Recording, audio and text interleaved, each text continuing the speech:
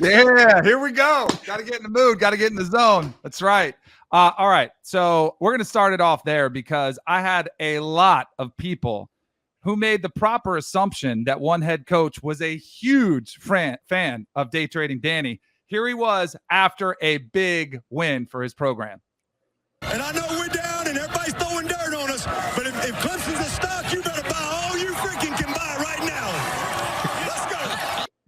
Oh, boy. So he's obviously paying attention. I don't know if it's subliminal or if he's just trying to send me messages just out there on national television, but I'm paying attention. Now I got a really tough decision to make. What do I do with Clemson stock? You know, I was thinking about this because there are two types of traders. There's chart traders. You guys aware of the chart traders? They read the patterns. They see if there's a head and shoulders pattern. They see if there's they read the candles where they have this wick that goes past a stock. They're red and green, and they're very, like, if you look at a screen, you're checking the patterns. Then there's also fundamentals. You're trading on the fundamentals. I think Clemson has really good fundamentals, right? They are fundamentally sound. But here's what I don't love. The charts say it's straight down, right? It's going off a cliff. So here's what I'm going to do with Clemson. I'm putting them on a watch list. I'm keeping an eye on them until I see Dabo Swinney go ahead and aggressively attack the transfer portal and say, I'm going to address my needs. I can't, in a good mind, buy Clemson stock until they adjust their philosophy as it goes to the transfer portal. So I'm going to just put them on a watch list, keep an eye on them. I love the culture, love the fundamentals, but I want to see how this offseason goes with the transfer portal. There also is something about Clemson, too. People say that Dabo doesn't like the NIL. Like, he might not like it, but they do use NIL. Like, they're using that to their advantage. That's not going to hurt them or cost them. It is the transfer portal alone, which I wish Tyler from Spartanburg would have asked him about. So that's the first one. But when I did see Dabo, there was one clip that all I kept thinking about was this when he was out there yelling at people. I'm not leaving. I'm not leaving. I'm not leaving.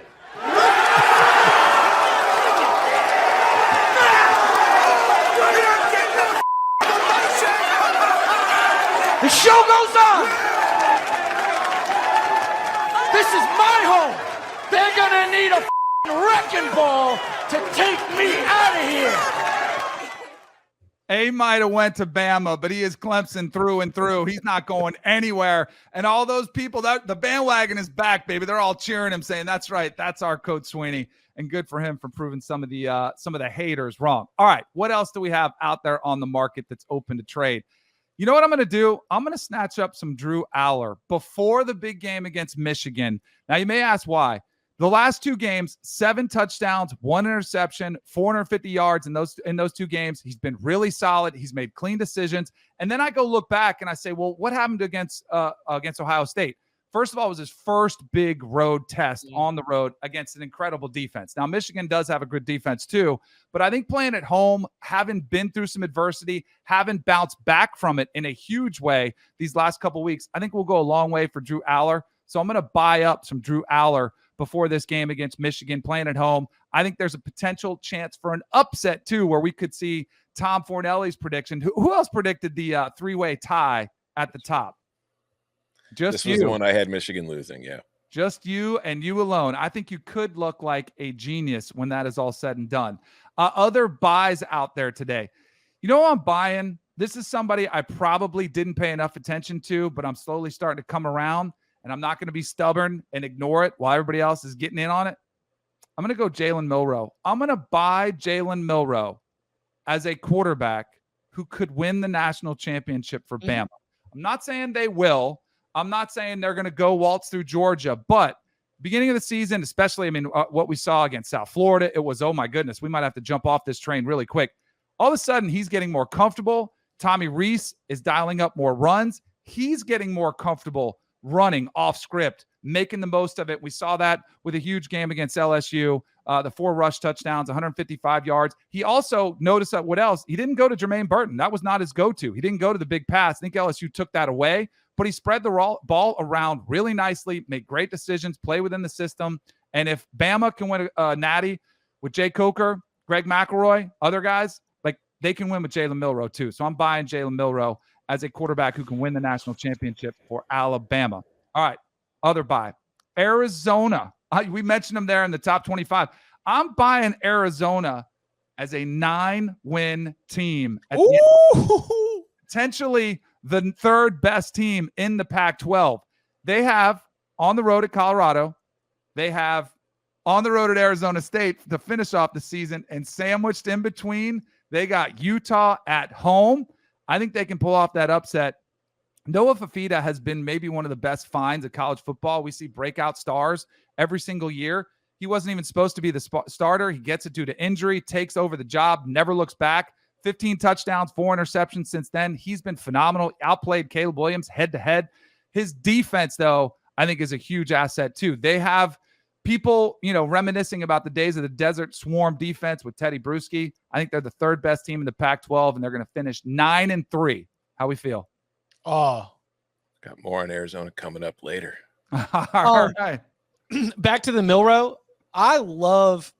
It seems like he's just having fun, and Tom was mentioning before the show that we are in the era of the really good college quarterback. The college football and especially at the national title level isn't littered with surefire top 5 NFL draft picks, but Jalen Milroe out there in a huge stage against LSU. It's the final home SEC game. He's talking to Jenny Dell, big smile on his face. It was coach's birthday this week. Just wanted to get a win for him.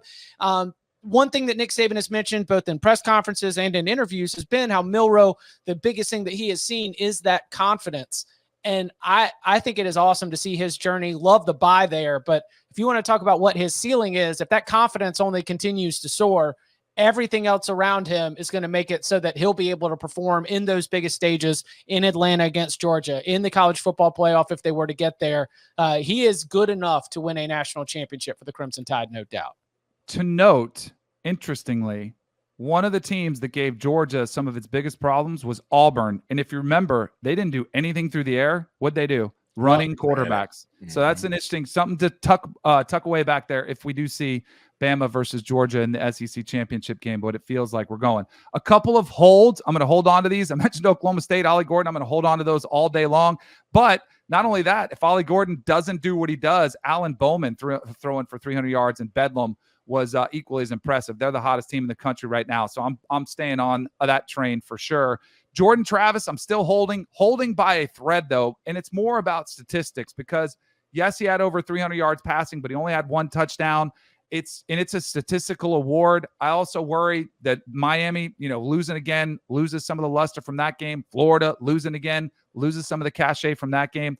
Still hoping that Louisville, runs the table, and you could possibly see that one-loss Louisville team for Jordan Travis, but I think his Heisman hopes are dwindling, but I'm still going to hold on to him. Sells. Here's what we have to sell this week. I'm selling Texas. I'm doing it. I'm selling Texas as the Big 12 champ. I think they have some issues, and I know they had Quinn Ewers out. Malik Murphy's a problem, and I think we're going to get Quinn Ewers back sooner rather than later. But the defense also, and I heard Bud. I think Bud's on the opposite side of this one, right? I think I'm the bear, he's the bull on this Texas Longhorn stock if we'd be discussing it. I think that defense could potentially be an issue. It is a defense that gave up 4 touchdowns to Will Howard. If they make a field goal, if they don't get a field goal, blocked, with the bad snap, if they, if they don't let Dylan Gabriel, run down the field on him at the end of the game, their defense just is susceptible, I think, to the big plays. And if we're talking about hot teams in the Big 12 right now, I'm looking at Oklahoma State as the potential favorite there. I think they should have lost that game. That's what I was trying to say as I was bungling my words, looking at my notes. I think they should have lost that game against Kansas State. Their defense, and if you had gone with a better 4th down play or had kicked the field goal and taken another overtime, which initially I was on board with, I was like, hey, I'm always aggressive. But when you think about who was playing quarterback for Texas, I think you should have just said, hey, we'll take our chances, get some fresh set of downs. We'll see if we can score on them again. I mentioned Jayden Daniels. I've had him as a buy. I've been holding it for quite a while. I'm selling his Heisman stock. Not selling him, selling his Heisman stock. I really think it diminished his chances to win the Heisman Trophy. I know a lot of people are saying, I don't care if he has 3 losses. Statistically, he's still going to be up there. He was in this game, but he really lacks the signature win that he could have had in any 3 of their losing efforts, Florida State, Bama, or Ole Miss, the games that he lost. He really lacked the big play there and the potentially Heisman moment that he could have had. And more importantly, like, when does he come back? How serious is a concussion? Is it something that could hold him out, miss time, where all of a sudden his statistics end up getting hurt there as well? So I'm selling my Jayden Daniels stock. Love him. Think he's an incredible quarterback. Think he made himself a boatload of money potentially at the next level this year. But as far as Heisman hopes, I don't think he can win it. I think he'll be there in New York. He's done enough, I think, to be there in New York, but I don't think he can win it. What'd you think of the hit? Well, that's what I was going to get to. My other sell is Tom Fornelli as an Here official. comes the soft QB. I am selling Tom Fornelli as an official. I've already seen his take. He doesn't have eyes. I know he wears glasses, but clearly he can't see the hits where they go. So do you think that Jayden Daniels was a defenseless player by definition? No, he was standing in the pocket. But by definition, an offensive player in a passing posture with focus downfield is the very definition of a defenseless player, which by rule, that is one of the criteria. The other criteria, did Dallas Turner lead with the helmet, shoulder, forearm, fist, hand, or elbow to attack with forcible contact at the head or neck area? No. Now Okay, so here, Mr. Soft QB, Mr. We make all the money and we don't want to be touched. If Dallas Turner lowers his head and hits him in the chest with it, it's spearing and it's targeting. Dallas Turner was standing upright. He was not bent over. He was not leading with the crown of his helmet. The tip of his helmet just happened to make contact with Jayden Daniels' chin and face mask. You want to call roughing the passer for contact with the QB's head because that's what the rules say? Fine. It's not targeting. There's absolutely nowhere you're allowed to hit the QB then. So let's just put a flag on him and you rip it off his waist, and that's the end of the play. It was the same stuff that happened to Johnny Newton last week against Wisconsin, in which he just sacked the QB and their helmets happen to touch and they throw him out of the game for targeting. It changes the game. It sucks that Daniels got hurt, but it's football, man. You're going to hit the QB sometimes, and you can't just sit there and stop and be like, where's it okay for me to touch you? Where do you want to be tackled? Is it okay if I hit you here? No, it just happens. You're running full speed. And it's ironic that Jayden Daniels, the man who throws himself into oncoming traffic for fun 15 times a game, finally gets hurt standing in the pocket for once. I agree with everything philosophically about what are we doing if that is targeting.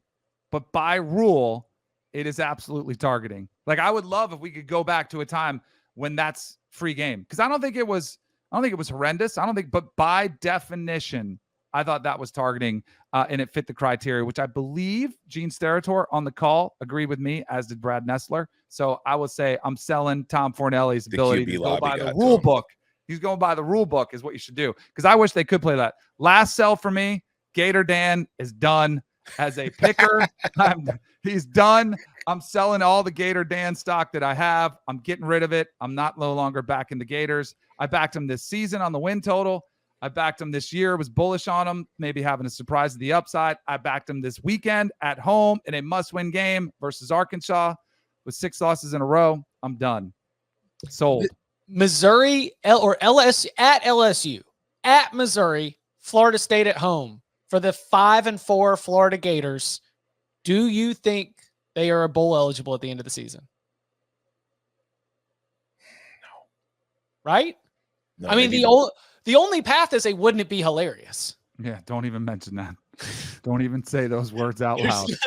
There's nothing more dangerous than 5-6 Florida playing host to undefeated top 4 Florida State.